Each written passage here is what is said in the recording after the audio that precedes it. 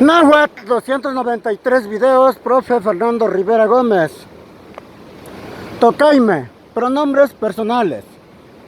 Nehua, yo. Tehua, tú. Yehua, él. Tehuan, nosotros. Namejuan, ustedes. Yehuan, ellos, ellas.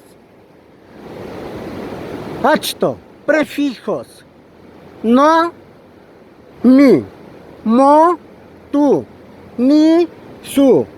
To, nuestro, nuestra. Nan, mo, sus.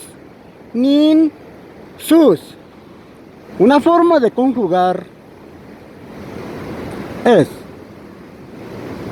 no tomen mi dinero. Mi dinero. Mo tomen tu dinero. Ni tomen su dinero. To tomen nuestro dinero. Namo tomen sus dinero. Nin tomen sus dinero.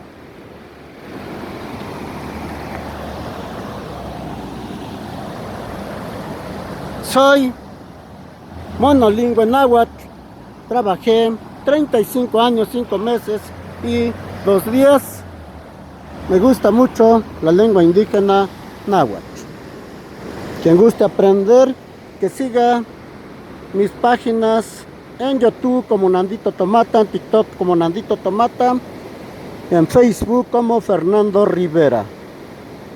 Pueden compartir para que aprendan náhuatl. Yo soy hablante, escribo, hablo y no me da pena. Y lo que no sé, investigo para que cuando se trabaje hablando en público no meter ni una palabra en español.